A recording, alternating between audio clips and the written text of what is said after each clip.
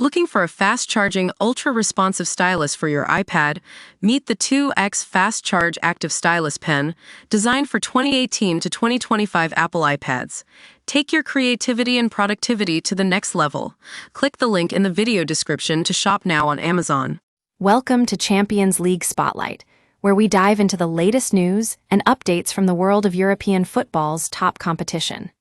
Today, we're talking about Chelsea FC, a club that has been under scrutiny since its takeover by Clearlake Capital and Todd Boehly nearly 3 years ago.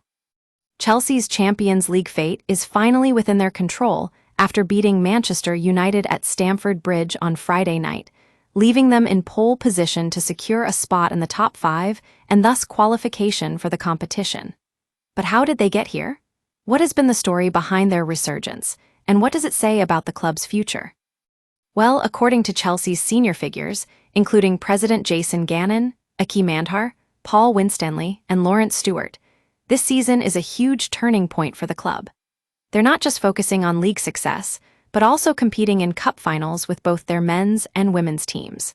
And it's all part of a bigger plan to establish a sustainable team through investing in young players, rather than buying immediate world-class talent. Take Enzo Fernandez, for example, who has been one of the standout signings since joining from Brighton last year. His performances have earned him both Player of the Season awards at the recent ceremony, and he's just one of several high-profile players to have made a big impact under Mauricio Pochettino. Speaking of which, it seems like Enzo Maresca is set to enter his second full season as Chelsea manager, with the backing of Stewart and Winstanley, and Clearlake Boehly having taken a risk on him in the first place. But while Maresca's future is looking promising, not everyone is convinced. There's still split support among fans for the Argentine coach, and whether he'll be able to deliver on his promise will be down to 180 minutes of football in the next 2 weeks. And what about the transfer strategy under Clearlake Boehly? With a recruitment drive aimed at buying young players, focusing on potential rather than immediate quality, the returns have been a long way from those of the past 2 decades.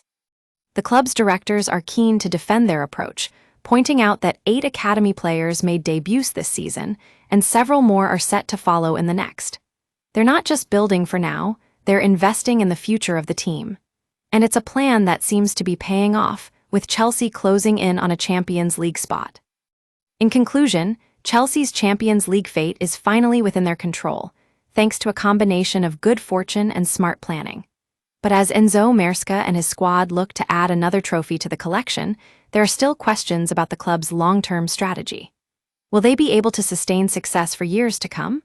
Only time will tell, but one thing is certain: Champions League Spotlight will be keeping a close eye on this developing story.